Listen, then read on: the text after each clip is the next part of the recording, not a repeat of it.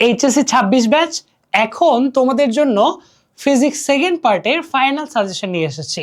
আগামী 2 মাস পরে পরীক্ষা, তবে যেহেতু ফিজিক্স বরাবরই কঠিন, ম্যাথ প্লাস লজিকের খেলা, এবং কেন, এই কেনটা বের করার জন্য আসলে তোমাকে পরীক্ষায় সিকিউ এমসিকিউ দেওয়া হবে এবং সেটা তুমি বের করবে, তাই না?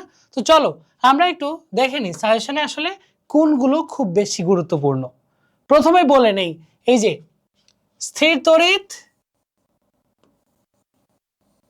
চলতড়িৎ, এই স্থির তড়িৎ এবং চলতড়িৎ থেকে একটা করে প্রশ্ন 100% কমন পাবা ইনশাল্লাহ। স্থির তড়িৎ, চলতড়িৎ এটা সবসময় হট কেক, তার মানে তোমার 2টা সিকিউ অলরেডি হয়ে গেল। তারপরে দেখো, এই যে আধুনিক পদার্থবিজ্ঞানের সূচনা, আধুনিক পদার্থবিজ্ঞানের সূচনা থেকে একটা সিকিউ ইনশাল্লাহ চলে আসবে। তাহলে কয়টা হইল?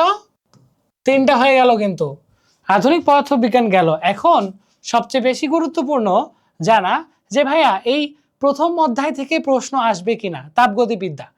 এটার জন্য আমরা যেটা ভেবে রেখেছি যে দেখো, ফার্স্ট পার্টের ক্ষেত্রে প্রথম অধ্যায় খুব একটা গুরুত্বপূর্ণ না, বাট সেকেন্ড পেপারে তাপগতিবিদ্যা এখান থেকেও একটা সিকিউ আসবে। তো অলরেডি কয়টা হইলো? 4টা কিন্তু তোমার হয়ে গেছে। অর্থাৎ এই 4টা অধ্যায় পড়লে তোমার প্রায় 4টা সিকিউ কিন্তু কমন, তাই না? তোমাকে 5টা সিকিউ অ্যান্সার করতে হবে। এখন ভাইয়া বাকিগুলা কোথা থেকে আসবে? একটা কথা বলে নি, আগে ছিল শর্ট সিলেবাস, এবার কিন্তু ফুল সিলেবাস। জ্যামিতিক আলোক বিজ্ঞান, ভৌত আলোক বিজ্ঞান, এই দুইটার মধ্যে জ্যামিতিক আলোক বিজ্ঞান এর আগে ছিল, ভৌত আলোক বিজ্ঞান ছিল না। দ্যাট মিনস ভৌত আলোক বিজ্ঞান কিন্তু এবছর ফুল সিলেবাসে নতুন।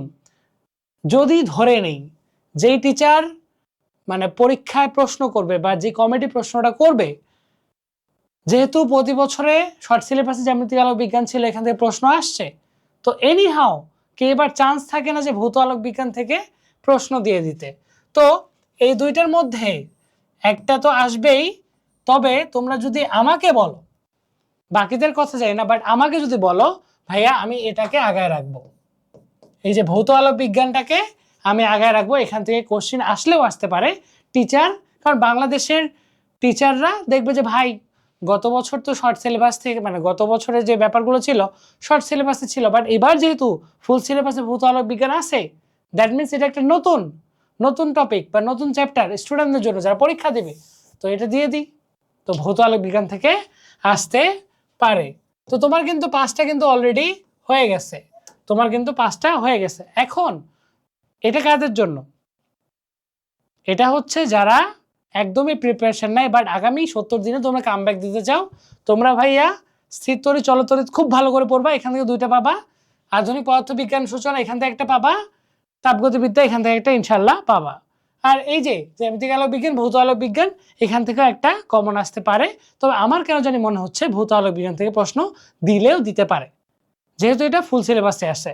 হ্যাঁ, আর তোমরা যারা চাও যে না ভাইয়া আমরা এত শর্টকাট পড়ে টেনশন থাকতেই পারে, ভাই এখন পরীক্ষা হলে টিচার যেটা ইচ্ছে সেটা দিতে পারে, বাট আমাদের টিচারদের যা ধারণা, সেক্ষেত্রে ভাইয়ারা তোমরা এই যে পরমাণুর মডেল এবং সেমিকন্ডাক্টর ও ইলেকট্রনিক্স, এখানকার মধ্যে সেমিকন্ডাক্টর ইলেকট্রনিক্স অধ্যায়টা সহজ আছে, তো এখান থেকে একটা সিকিউ চলে আসতে পারে। সেমিকন্ডাক্টর আর ইলেকট্রনিক্স। তো অলরেডি তোমাদের কিন্তু 6টা হয়ে গেল। দ্যাট মিনস তোমরা যারা মোটামুটি ভালো করে প্রিপারেশন নিতে চাও তারা কি পড়বা একটু সুন্দর করে গুছায় বলে, সেটা হচ্ছে তাপগতিবিদ্যা, স্থির তড়িৎ, চলতড়িৎ, জ্যামিতিক আলোক বিজ্ঞান, ভৌত আলোক বিজ্ঞান, আধুনিক পদার্থবিজ্ঞানের ইতিহাস, সেমিকন্ডাক্টর ও ইলেকট্রনিক্স। অর্থাৎ 1 2 3 4 5 6 7 7টা চ্যাপ্টার পড়ে গেলে আশা করি তুমি এখান থেকে 5টা খুব ভালোভাবে কমন পাবা। তো এই হচ্ছে বিষয়। আশা করি তোমরা বুঝতে পারছো ব্যাপারটা কি। সহজ কথায়, তুমি যদি চাও যে ফিজিক্সে ভালো করতে, তার জন্য ফিজিক্সটা আসলে বুঝে পড়তে হয়। বোর্ড বই বিকল্প কিছু নাই। আরেকটা কথা আমি সবসময় বলি, সেটা হচ্ছে যে ভাইয়ারা তোমরা যে ভুলটা সবসময় করো, দেখো মেমোরাইজিং এর বিষয়টা কেমন আমি বলি। মেমোরাইজিং এর বিষয়টা কেমন সেটা হচ্ছে, তুমি ধরো ফিজিক্সের একটা চ্যাপ্টার পড়লা, ভালো করে পড়লা, ম্যাথ ট্যাথ করলা, বুঝলা, হ্যাঁ পড়লা, এটা প্রথম দিনের কাজ, এটা পড়লা। তো এরপরে মানে পড়ার পরে তো তোমাকে সিকিউ এমসিকিউ করতে হবে, রাইট? তো সিকিউ এমসিকিউ করার ক্ষেত্রে মানে তুমি এখানে আগে কি করবা, পড়ে নিবা প্লাস হচ্ছে যে সূত্রগুলো আছে, লজিকগুলো আছে, ফর্মুলাগুলো আছে, সেগুলো ভালো করে বুঝে শুনে পড়লা, মানে আলটিমেটলি তুমি চ্যাপ্টারটা ক্লিয়ার করলা। ক্লিয়ার করার পরে তুমি প্রয়োজন হলে একদিন গ্যাপ দাও, গ্যাপ দেওয়ার পরে যখন তুমি সিকিউ এমসিকিউ করবা, সিকিউ এমসিকিউ করবা, তখন ভাইয়া আপুরা তোমরা যেটা করবা, তোমরা এই অধ্যায়টা দেখতে যাবা না, মানে বইও খুলবা না, সোজাসুজি এমসিকিউ এ চলে যাবা, সিকিউ এ চলে যাবা। বিশেষ করে সৃজনশীলে মানে দ্বিতীয় দিন যখন মানে তুমি পড়া শুরু করবা, এই অধ্যায়টা দেখবা না যে না একটু দেখে নেই, দেখে নিলেই তো তুমি ফাঁকিবাজি করলা। তুমি কি করবা, প্রথম দিন ভালো করে ক্লিয়ার করছো, দ্বিতীয় দিন এসে জাস্ট ওই সৃজনশীলে ঝাঁপায় পড়বা। তুমি সেখান থেকে সৃজনশীলে উদ্দীপক দেখে বোঝার চেষ্টা করবা যে ভাই এটা কোথা থেকে আসছে। যদি তুমি দ্বিতীয় দিন এই সিকিউ এমসিকিউ ভালো করে লিখতে পারো, তাহলে আসলে তোমার এই চ্যাপ্টারটা ভালো করে হয়েছে। তারপরে সপ্তম দিনে আসে রিভিশন দেওয়ার সময়, এই যে রিভিশন যখন দিবা, সপ্তম দিনে রিভিশন দেওয়ার সময় আসেও তুমি একটু কি করবা, পড়ে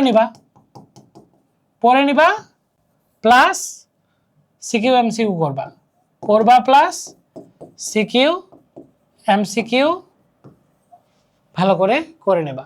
তো আশা করি তোমাদের বুঝাতে পারছি। আজকে হচ্ছে ফিজিক্সেরটা যাবে সারাদিনে, সকালে এবং দুপুরে যাচ্ছে হচ্ছে ফিজিক্সের ফার্স্ট পার্ট সেকেন্ড পার্টের, আর কালকে আমরা দিব হচ্ছে কেমিস্ট্রির। আর মাঝখানে একটু গ্যাপ দেওয়ার অন্যতম কারণ হচ্ছে বেশ কিছু কাজ ছিল। তো এই হচ্ছে ব্যাপার, ফিজিক্সেরটা দিয়ে দিলাম, কেমিস্ট্রিটা হচ্ছে কালকে পাবা ইনশাল্লাহ। আর মিশন 26 প্রোগ্রাম, যেখানে তোমরা জানো কি না, মিশন 26 প্রোগ্রামে একটা স্টুডেন্ট বর্তমানে গড়ে, আমাদের যে মিশন 26 প্রোগ্রাম আছে, মিশন 26 এই প্রোগ্রামে একটা স্টুডেন্ট গড়ে 15 থেকে 16